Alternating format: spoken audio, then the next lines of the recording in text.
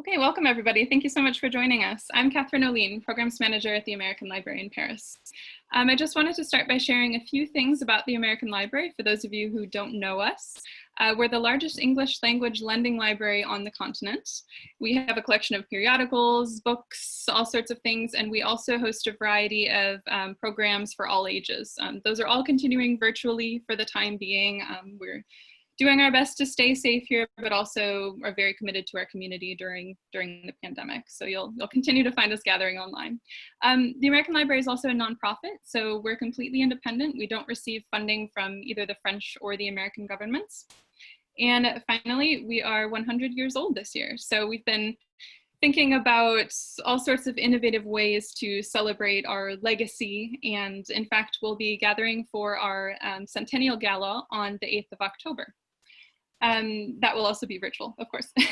You can learn more about us and about these different events that we're going to be hosting on our Facebook page, our Instagram page. You can also subscribe to our bi-weekly e-newsletter, which is called eLibris, and we hope that you do continue to learn about us if you're new tonight. All right, so this evening, I'm delighted to be joined by Dr. Hollis Clayson, who will be speaking on her collection of essays, Illuminated Paris. You'll see it positioned nicely behind me. Here I have to break face for a minute, I think, because I just wanted to mention that Holly was also on my dissertation committee. So I will be calling her Holly, and she may be calling me Cassie, which is sort of this American nickname that I've left behind. More normally go by Catherine, but you'll forgive us for our being a bit informal. So to introduce Holly, she's just retired. She tells me officially today is the first day she's considering herself as fully retired. So first of all, congratulations. And this comes after 30 plus years of teaching. So she was the professor of art history and the Bergen Evans professor in the Humanities at Northwestern University. Her other books include Painted Love, Paris in Despair, and Is Paris Still the Capital of the 19th Century? And I also should highlight that in 2014, she was given the honor. She was named a Chevalier in the Ordre des Palmes Académiques by the French Ministry of Culture. All right, well, with that, Holly, I think we can dive into our, sort of informal conversation to begin this event. So thank you so much for being here. Yes, I am here, and it's a pleasure. And thank you, Cassie, for the invitation and for spearheading this complicated enterprise. Yeah, absolutely. It was a little complicated in the end. We had hoped to host you in person, of course, last March, and then those plans sort of did not work out. But here we are moving forward, and everybody is Zooming all the time now, so we can just we can move forward in that way. So obviously you'll be speaking on the book with your PowerPoint later, but I did want to start by sort of diving into some themes of the book. For those of us who haven't yet read it, I do encourage everybody to read it afterwards. So I guess what we can start by doing is just situating this book and discussing why it was so necessary. So I'm going to quote you here. This is just coming from the introduction, but you say right off the bat that this study departs from custom by getting out of the sunshine to map responses to the illuminated darkness. So why was this so essential? I mean, I think a lot of us are familiar with this group of artists we call the Impressionists, and most of the time we're thinking of Monet's water lilies or haystacks or these delightful scenes by Renoir by the seaside, so you obviously wanted to take us somewhere different and to consider some of these paintings that have not necessarily made it into the surveys. So why was this such an important intervention? I'm so distracted by all these friendly faces on the screen. I think I better go to speaker view. Okay. Cassie, I don't know that I can simulate an attitude of self-importance to the degree that I can actually characterize my work as being essential. I think that the insight that in some place in there, I say that maybe one of the things I achieved was a certain kind of denaturalization of plein air painting to make painting in natural light seem to be an explicit choice rather than something that was just natural and organic and without any question, the center, the unquestioning necessary practice for innovative artists at the time. I think I only realized later that it had that kind of what, academics call a historiographic a dimension. I just got, you'll see when I take a look at some of my artworks in the PowerPoint, I got started on the project because I had some questions about some artworks that people hadn't asked questions about before. And again, I don't know. Thank you for saying that it was urgent, essential, and important. You obviously went to a very fine university. Yeah. I think that's true. I had pretty extensive and wonderful training in art history, so thank you for that. Then to move on to the next question, sorry, there's a couple of people, a couple of names we both may recognize joining us now. Excellent. I wanted to talk a little bit about the genesis or the origins of this book. I mean, obviously it comes from your interest in extensive research in lighting technologies, but there are also these different steps that you took along the way as you were writing. So I'm thinking of the fact that you were curating or co-curating or providing support to shows, Electric Paris, which was shown at the Clark Art Institute as well as the Bruce Museum. And also some of your lecturing and the conversations that you had the chance to have while you were an invited professor at Williams at the Center for Advanced Study in the Visual Arts in DC and the Institute of Fine Arts in New York City. And I was curious to see if you, first, this is a very multi-part question, I apologize, but so thinking of the genesis of this book, but also maybe the surprising directions that it ended up taking based on these experiences in curating and lecturing. Cassie, in anticipation of today, I spent some time trying to recapture what the origins of the project were. I mean, this took me a while, this project, and I realized that I think oddly and maybe even interestingly, it began as a study of Mary Cassatt and other expatriated, especially American artists in Paris. It very much started as a study of American artists in Paris, focused on Mary Cassatt. And the sort of traces of that origin are to be found in one chapter in that book that's called Outsider Nocturnes. And I got interested in the way in which I don't like generalizing about artists by nationality, but anyway, in a rough and ready sense, I discovered that there was a certain set of attitudes, perspectives, outlooks that could in fact be somehow aligned with a particular national perspective, especially as held by and followed through by what I call voluntary exiles. But it certainly expanded from there. And how did that happen? I think that the pathway was this. As I got more and more interested in these Americans in Paris, and I kept digging more and more deeply into Mary Cassatt's fascinating enterprise, which I think had been not well handled, if you will, by art historians. I began to get interested in her intaglio printmaking, and that led me, oddly enough, into an interest in artificial lighting technologies. And I think when I started sort of digging in that category, that's when things sort of other pictures, other practices, other problems ended up coming into view. So from Mary Cassatt to lighting technologies. I'm sure that makes a lot of sense. It does. We'll be hearing more during your lecture, so that's a fantastic place to start. Thank you. And I think I'll wrap it up with one final question before we get to the PowerPoint and the images. I know everybody's excited about that part. But I just wanted to ask you a question about illumination discourse, which is a term that I think you've invented and ends up being very important throughout the book. So as with all good art history, the book, of course, isn't just about paintings and artists. It's really about the social context in which these lighting technologies are emerging and the discourse surrounding these lighting technologies. So how did you zoom in on illumination discourse? Where did you find it, and what does it mean to you?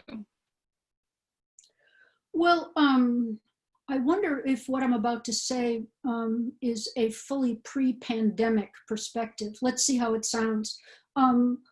Once upon a time in our sort of Euro-American metropolitan culture, none of us could shut up about our smartphones and about our laptops. It seems as though there was no other topic of conversation. I mean, in some ways, maybe that has now been to some degree supplemented, maybe even replaced by our nonstop moaning and groaning about having to be on Zoom all the time. But anyway, so I discovered that is our sort of, our culture's sort of technological preoccupation, which is of course flavored by love and hate, denunciation and adoration, you know. And I discovered that you don't have to, you don't have to read very many Parisian newspapers from the second half of the 19th century to know that Parisians could not shut up about new lighting technologies.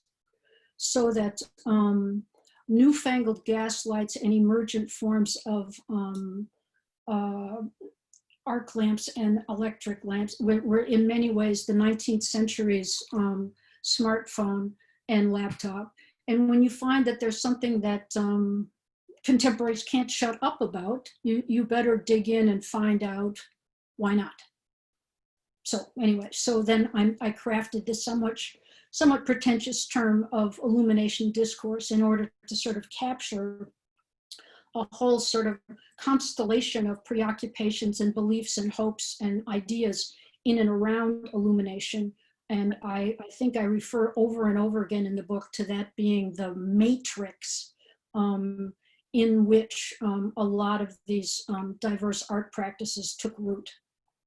Absolutely. And the anxiety seems to have been very real. People were physically afraid of the lights. I mean, they were very concerned. So I'm going to invite you now to go ahead and show us some images and talk about the book. I will appoint you as host. Right. Okay. And yeah, so thank you for answering some of my initial questions. I'll go ahead and put myself on mute and let you take it away. Share screen. Okay.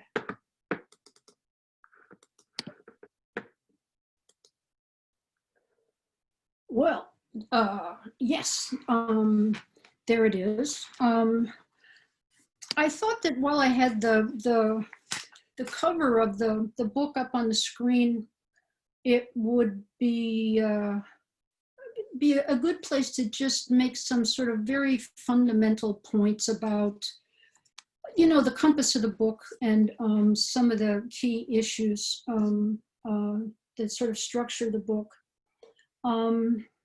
Maybe I'll start with something that turns out to be a bit of a problem. Yeah, that's a good way to start. So the subtitle, as you can see, is Essays on Art and Lighting in the Belle Époque. I just received, I've just been the beneficiary of a sort of a quartet of new reviews of my book. I'm very glad to have them. And one of the reviewers, who will of course be nameless, really beats me up for using this term Belle Époque. And so I'd like to say a few words about that. Yeah, I didn't want to use it either, but my extremely wonderful, supremely wonderful editor at the University of Chicago Press did not want dates in the title. She wanted the name of an era. And so we ended up with Belle Époque, but it's a problematic term. Historians have been criticizing it for a long time. It's not a term of the period. It was made up during the World War I years in order to look back and sort of idealize years that had come before. I mean, in some ways, it's the equivalent of that term that Mark Twain made up in the United States, the Gilded Age. Anyway, it's a problematic term, but there it is. And it doesn't take long to realize that the book really only covers about 1860 to 1890. So please forgive me for that term, Belle Époque. There are a lot of people in the audience, I'm sure, who have also published books, and they would also, I'm sure, be able to testify to the undeniable fact that you don't always get your way. Others make decisions for you during the publishing process. Okay. The thing that I have to mention right away, and something that I spend a lot of time talking about the book, is, after all, to this day, even though, even in the pandemic, Paris is known still by its old nickname, the City of Light.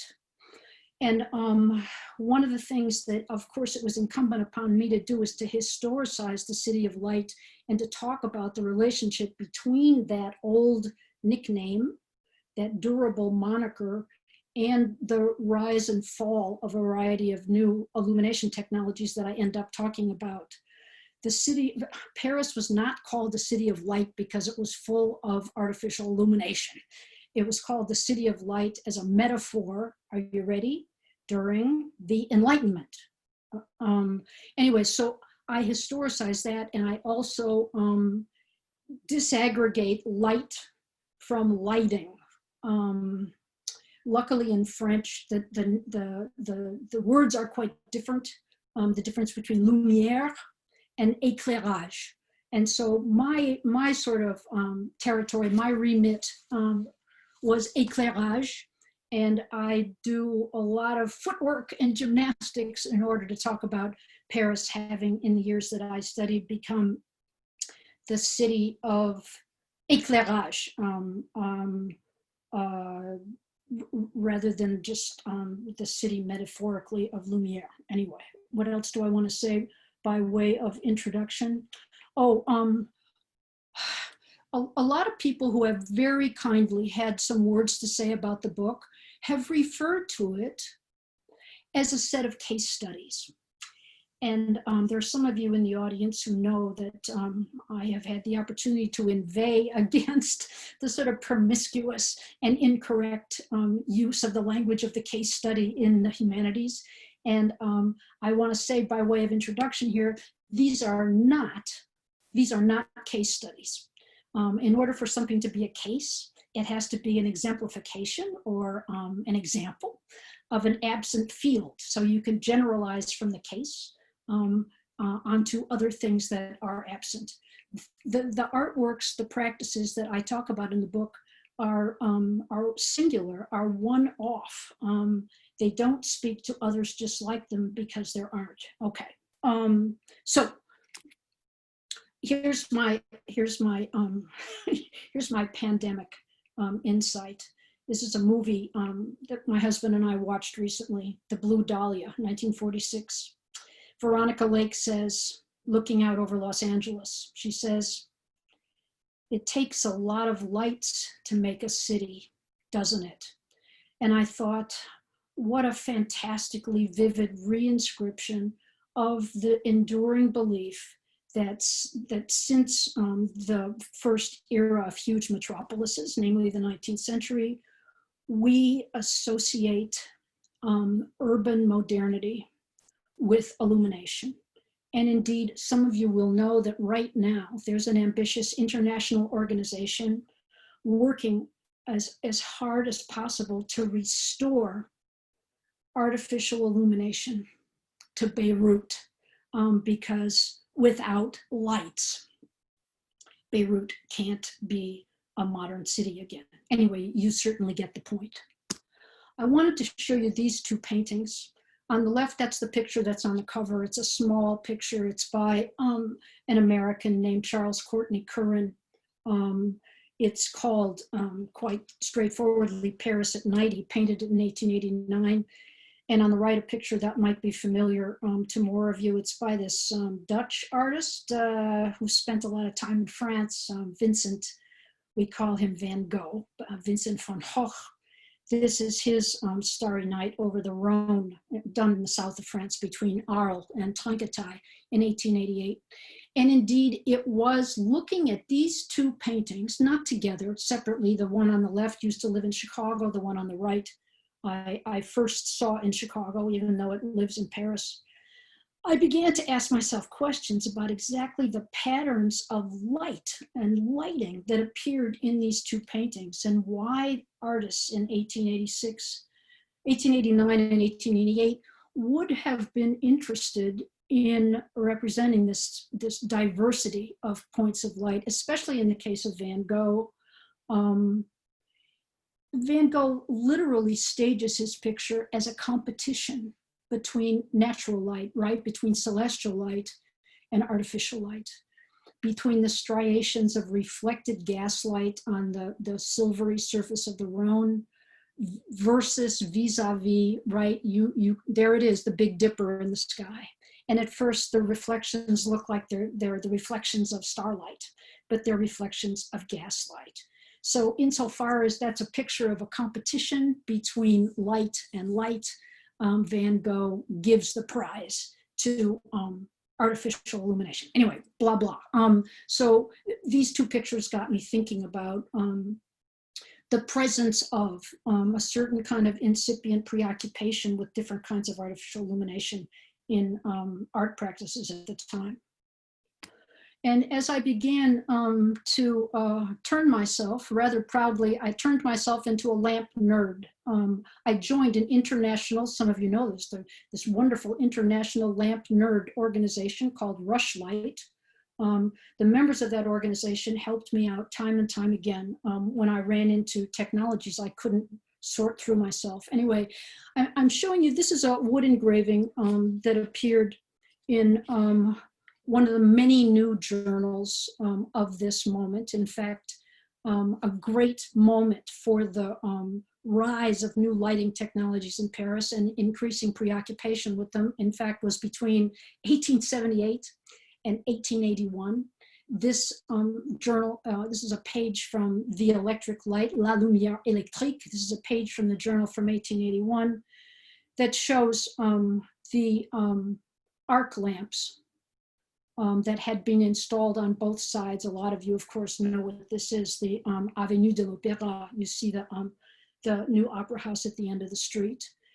And this was experimental and it was temporary. The city put arc lamps up in various high profile locations on and off between 1878 and 1882. And the ones in front of the opera were especially vivid, bright, and controversial. Anyway, so the sort of the rise and fall of the arc light was one of the things that I got very interested in. And I'm just going to quote from one team of scholars, two Canadian historians of lighting, Martin Bressani and Marc Grignon, and they wrote, "Lighting is one of the key components of the Parisian enchantment.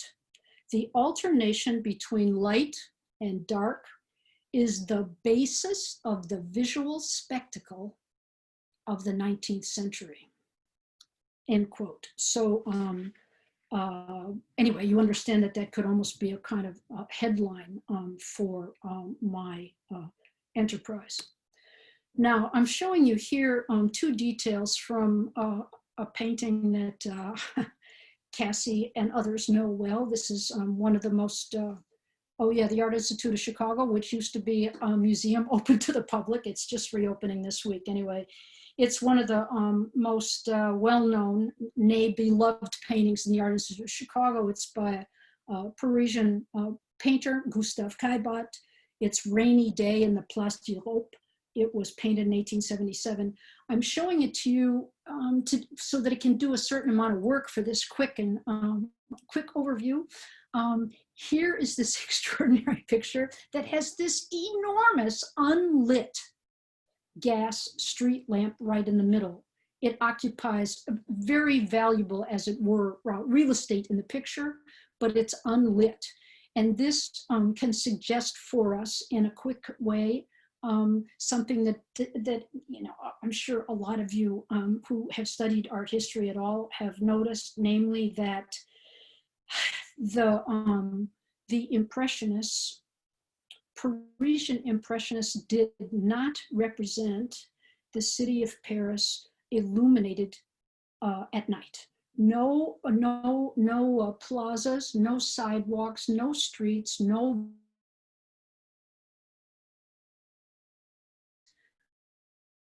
That turned out to be, might of artists elsewhere. One of the pictures that I ended up studying in some detail, a picture by another non-French passport holder, a name known to lots of you, John Singer Sargent.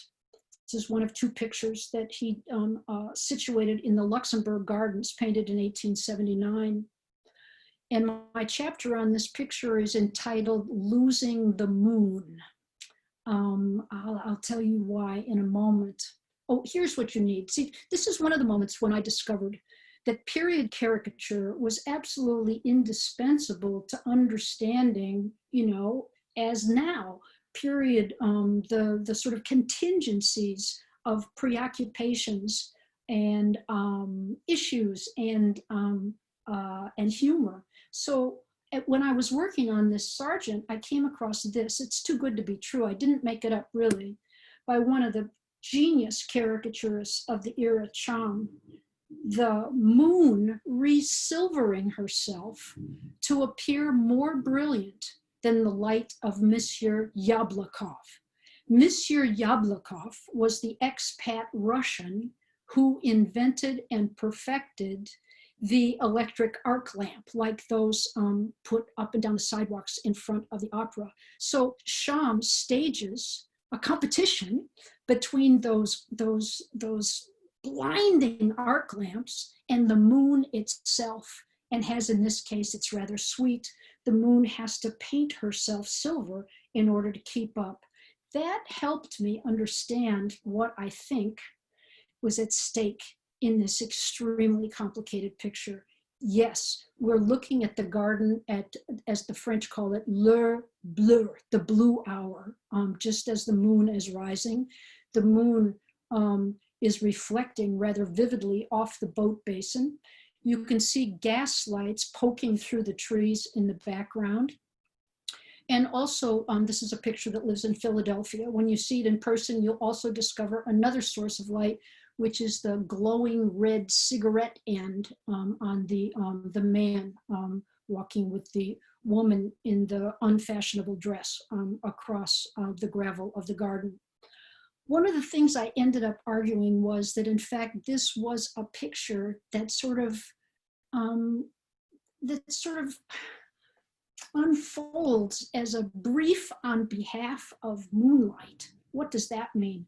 I think that we can understand, oh, one piece of information. It turns out, again, these are one of these things, you know, those of you who do research, you know, there are days when you find things that are too exciting to be true. I discovered that directly through those trees, where you can see the orange balls of gaslight poking through, directly beyond that, in fact, we're looking toward the Pantheon here, on the Rue Soufflot, which, you know, runs up to the Pantheon, did and still does. Guess what had just been put in place during the summer when Sargent was painting this? Yablokov lights, electric arc lights, so that in fact, I ended up arguing that this is quite an amazing sort of example of a certain kind of indirection. I think that we can see the heavy reflection on the boat basin as the kind of displaced arc light that would have been glaring through the trees. So that in some ways, the arc light that would have been such a vivid presence in this garden at night is shown in this kind of displaced, indirect way. There are so many other things to say about this painting, but I'll stop with that. So when I mentioned Cham, it suggests the degree to which I also ended up sort of plunging happily and extensively into the world of period caricature. It was one of the golden eras of journal-based caricature. And the three geniuses of caricature, Cham, Dranet, and Robida, were all involved in devising extremely witty, cheeky, unforgettable responses to the new lighting environment. On the left, we're back in the Place de l'Opéra. We're back underneath those glaring lights. And you can see that the joke here is that the light is so bright, right? You need an umbrella in the evening in order to cross the Place de l'Opéra. That was the joke, all right? So bright, you couldn't even bear it unless you had some kind of parasol to protect your eyes. And on the right, this whole constellation of caricatures, there wasn't time to go into all of them. I'm afraid I do in the book. But this is a collection of caricatures that were devised at the moment when Paris hosted one of the great events of the later 19th century, namely the first ever, oh, it's so exciting, the first ever international exposition of electricity. And in 1881, Paris acquired a new nickname, a new epithet. It was considered to be the electric capital. It was a title hard earned and that didn't last very long. By 1882, Berlin certainly deserved to be called the electric capital instead. But anyway, maybe just the upper right-hand corner, you can see the way the panels are colored as though they're being illuminated through these panes of glass at the top of a lighthouse. There was in fact an enormous ersatz lighthouse in the Palais de l'Industrie where the exposition was held. Anyway, in the upper right triangle, you can see the fellow with the bowler hat and the beard is saying to his friend, I knew if I lived long enough, eventually you would become a red. In other words, a sort of dream of electricity bringing about a conversion to leftist politics. I don't know, maybe we should use that in the United States now. Anyway, caricature.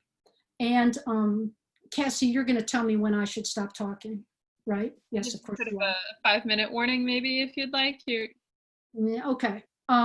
Anyway, the work at the left by these are two Intaglio prints by two of the most energetic and expert practitioners.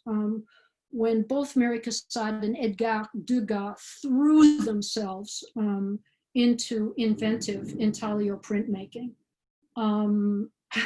As with any story that's worth telling, it's a long and complicated one, but I make the case in this Mary Cassatt, it's a etching and aquatint, and Degas it's soft ground and dry point and aquatint.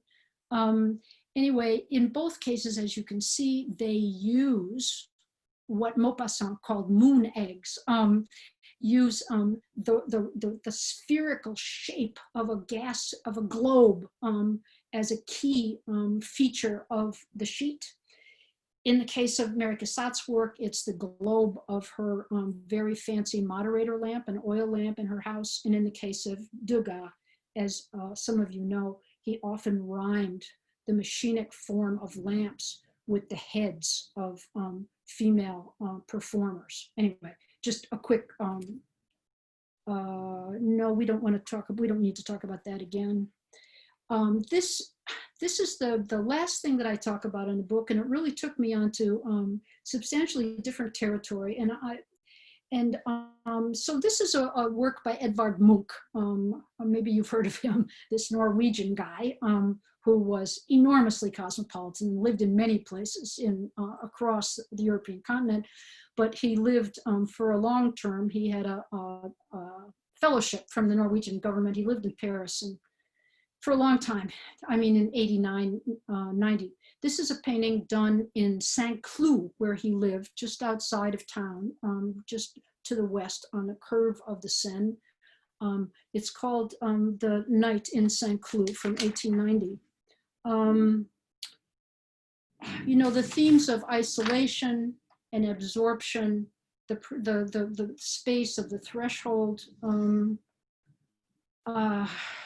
and sort of being dressed to be outside but being secluded in the interior. There are lots of things to say about this as a study of both preoccupation with the sparkling outside and the isolation in the interior. And one of the reasons that Munch moved to Saint-Cloud was because of the outburst of influenza in Paris in 1889. Just a brand new review of my book, for which I'm very grateful, just written, has put this picture within the framework of our current, of course, melancholy and anxious preoccupations, and reread this book in terms of the pandemic, as it were, the influenza outbreak of 1889, and sort of has reinterpreted the isolation and sort of melancholic aura of the picture in terms of Munch's retreat from the first the influenza of 1889 killed 1 million people. Anyway, but another element of this is when I believe it or not, I lectured in a Munch conference in Oslo. I'm a very unlikely person to have done that. A lot of you know that Norway, art historical culture in Norway is quite striking, because 99% of art historians in Norway work on Edvard Munch. That's not an insult or anything, that's just empirical fact. So when I gave this lecture in this huge auditorium, every single person in the room was a scholar of Edvard Munch. I was introduced to the most important scholar of all, and he said to me, "So, what do you think the man sees out the window?" And what I wanted to say was, "Sir, I just spent 45 minutes talking about that." I said, "Oh, what do you think?" And he said, "Of course it's the Eiffel Tower." Well, that has led me down a new path, and my new book project is about what I call the inescapability of the illuminated Eiffel Tower. So that sort of somewhat demeaning, insulting remark, as is often the case, a lot of you know that, has catapulted me into a new project. And then finally, this is the last thing. The conclusion to the book is a kind of a confessional, in which I actually sort of lay bare my regret that I didn't do what I meant to do, because it turned out that I thought I was writing a book about the rise of electric light and the eclipse of gaslight. That turns out not to have been the case at all. And I also explained why, of all things, I didn't do Toulouse-Lautrec. Everyone thought this would be a set of artworks at the center of my project. And it turned out that for all of the extraordinarily inventive brashness of Toulouse-Lautrec's work, all of these posters, all of these pictures, it's all gaslight. There's not one electric light in the entire corpus. Anyway, so that's an odd place to stop, Cassie, but I will stop there. No. Should I get rid of the screen? Yes. Sure, I can go ahead and reappoint myself as host here. Okay. All good. Well, thank you so much, Holly, for that wonderful lecture and the sort of whirlwind tour through some of the essays, of course, that are more extensively developed in your book. That was wonderful. I did want to invite the audience now to submit questions via the chat feature, if you'd like to, and I'll go ahead and, as I said, I'll be reading those aloud for Holly. So it looks like we already have one, and just a warning, we may not be able to get to everybody's questions, but we'll do our best. We've got about 15 minutes left here. Okay. All right, so Sarah's question is first, and she says, photography was evolving during this time, also with implications for the significance of differences in lighting, both indoors and outdoors. Is there any discourse between painters and early photographers on this?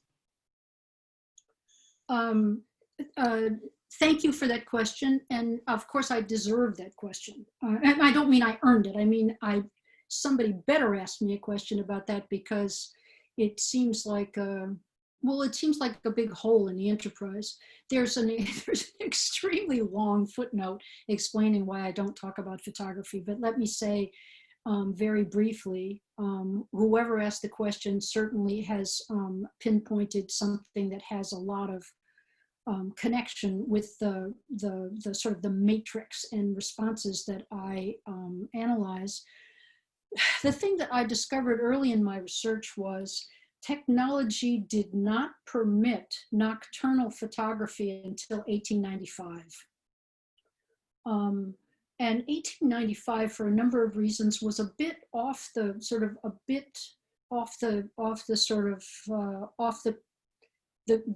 the chronological grid for me. It was rather late, and it turned out that any nocturnal photography before that was in fact ersatz and sort of constructed rather than actual nocturnal photography. So that was one reason I didn't do it. The other reason was, you know, photography in these years, especially Paris-based photography, has really been well served by art history. I mean, photo historians have really done, I'm going to use the word majestic job discussing that material. And I didn't think that it needed me because it has been given a very substantial treatment by others. So no night photographs till 1895, and everybody else already did it. So I didn't do it. All right, fair enough. So we've got the next question coming in from Deborah. She says, I saw light on surfaces instead of an inner glow. Why? Neon had decorated the Grand Palais during the Belle Époque in 1912, but no French artist used neon nor portrayed it until decades later. Why is that?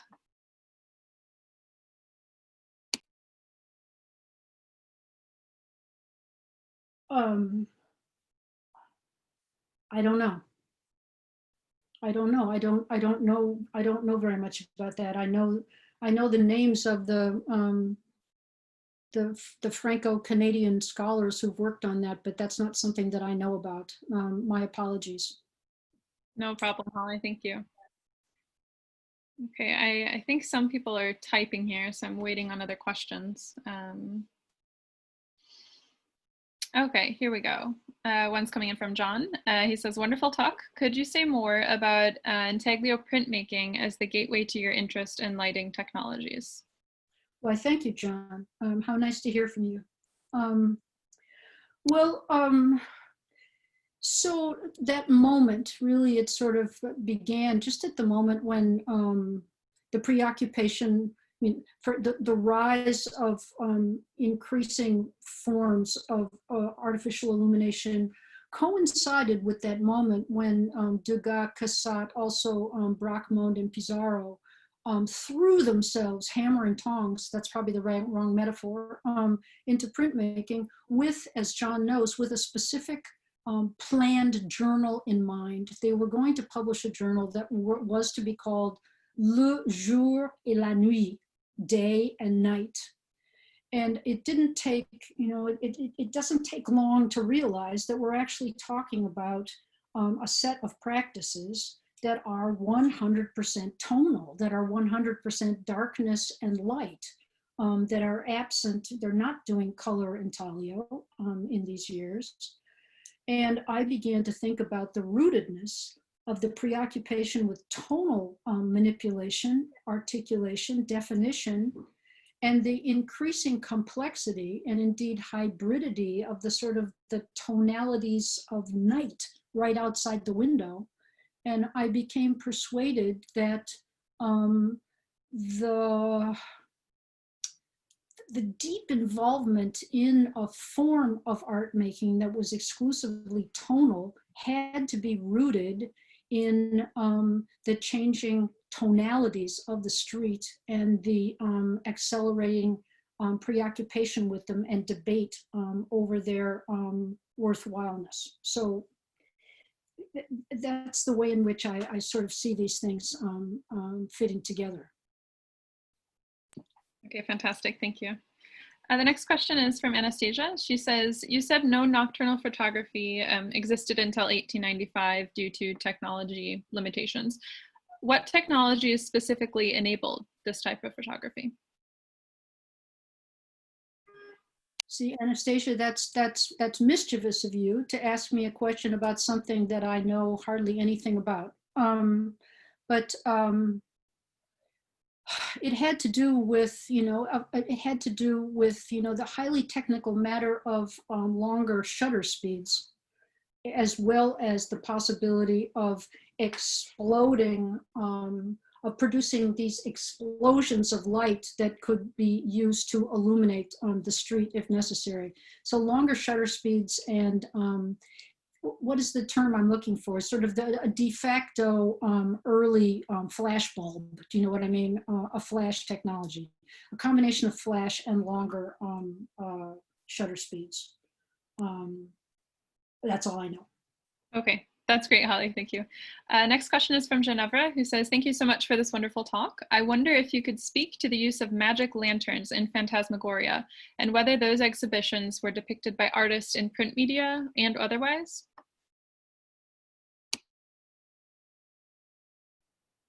It's a wonderful question. And I'm afraid that what an intelligent audience you've put together, Cassie, asking me all these questions that managed to lay bare the zones of my zones of ignorance. The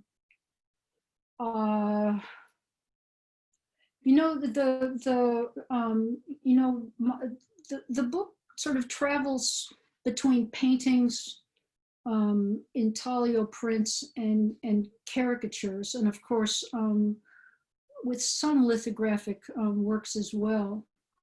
But the things that I talked about and that I studied in detail, there was no conversation with magic lantern-based phantasmagoria at all. It's as though that sort of unfolded and took place in a kind of realm apart, both ideologically and spatially. So I don't know.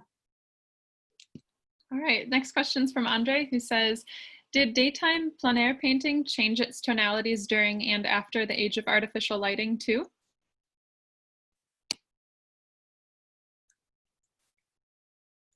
I mean, Andre, so you're thinking if one can actually argue that the arraying of darks and lights in intaglio printmaking had something to do with the changed arraying of darkness and light in the actual urban environment, could one also argue that there was a certain kind of maybe ratcheting up of hue and light in plein air painting, partially somehow in some kind of compensatory or competition with night-based practices?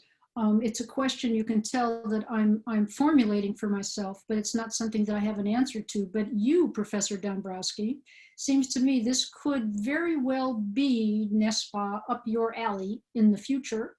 And I will, of course, write you a letter of recommendation so that you can go forward and complete that project. And thank you. That's another Gabby, I don't know. Very generous of you to pass it on, Holly. So it looks like we've got 2 more questions we'll be able to get to. So Anne's is, can you talk a little bit more about caricature? Does it represent a cultural norm or a comic exaggeration? A cultural norm or a comic exaggeration. One of the things that emerges from these impossibly clever and often hilarious caricatures that take as their point of departure that changed both changed sort of atmosphere, but changed social relations as a consequence of the cropping up of these new lights. One of the things that happens is that the oldest, I'm going to say, sexist chestnuts of boulevard humor end up not only being repeated, but sort of solidified thanks to what kind of mischief these caricaturists attribute to the dazzle of electric light. So over and over again, there are caricatures of, I'm sorry to have to say this, of bourgeois men groping young, attractive, young, largely working class women on the boulevard and saying, "Oh, I'm so sorry. I didn't really mean to touch you. I was blinded by the light." You know, yeah. So, I mean, in some ways, this endless conversation about whether or not enhanced illumination produced increased visibility or instead dazzle and blindness ended up enabling all kinds of jokes like that. So, Anne, what was the cultural norm, or what was the option? Let me go find that again. Cultural norm, anyway, comic exaggeration. So I mean, what's interesting is the way in which a certain kind of comic exaggeration secures cultural norms in this framework. Yeah. Fantastic. Okay, we've got one final question from Elizabeth, who says, this is more of a subjective and lighthearted question. How does your research on this topic make you think of Paris at night now, when you're walking around? What comes to mind? Well, the idea of being able to go to Paris now, that's quite fanciful, but quite enticing. Elizabeth, I think, let me think. I haven't been to Paris since I completely recovered. I'm now a recovering lamp nerd, especially since I'm retired. But until recently, whenever I was there, I was staring at every single light fixture, trying to decide what it is trying to be a copy of from 19th century technological vocabulary.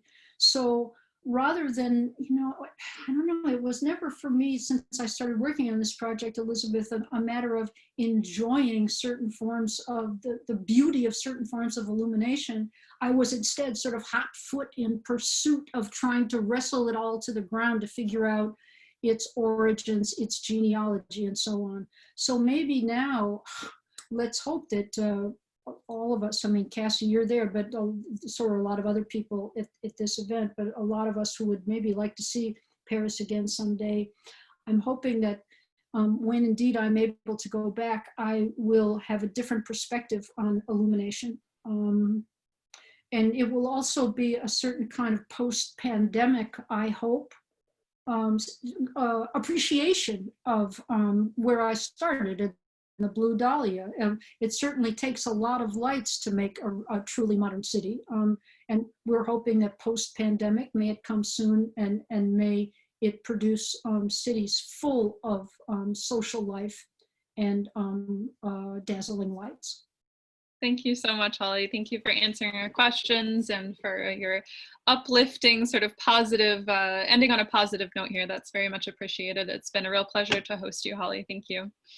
Oh, well, thank you. Are we done already? Okay. We're almost done. I'm going to say a couple of other words as way of by means of introduction to some of our other programming, if you don't mind. So I also wanted to mention that we had originally planned to do a book sale, of course, for this event when it was going to be in person.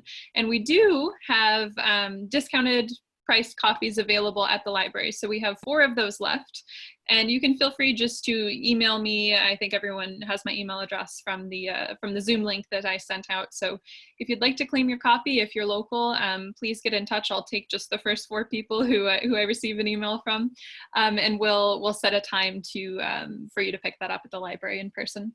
And I also hope that all of you, even if you're not local, will continue to join us for our virtual events this fall. So we've got our full schedule up online on our homepage. And just to highlight one event maybe, I'm very excited about next Tuesday, the 8th of September. We'll be hosting Alice Jardine, who's going to talk about this book. It's an intellectual biography of Julia Kristeva. I just finished it tonight. It's absolutely fantastic. So it should be a real pleasure to have her with us and walking us through this very complex life and the work of Julia Kristeva. I also wanted to remind everybody that you have the link to donate. Could I say one more thing? Yes, please, Holly.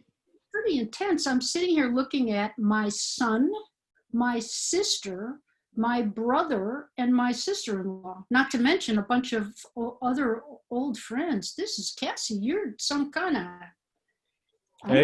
don't forget your grandson. Oh, I don't see him right now. Should I bring him? Of course. Here, 1 second. We're up for that. Yeah, it's a whole family reunion, Holly. I'm so glad we ended up with so many familiar faces here for you. I think part of that was your own promotion. I have to say you've reached out to your own extensive network. I'm sorry I interrupted you, Cassie, but James is just going to get his son, so that'll be... Now we're on the edge of our seats waiting to Hey, meet. we're here. We're here. You see us? Hi. Hey. Say hi. Wave hi. Can everybody please admire my son and my grandson? Yeah. Thank you. Thank you. You're more than welcome to crash any of our events. Thank you for that. He wants to play his plane.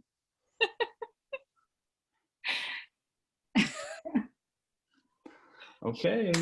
Okay. Max really enjoyed the presentation.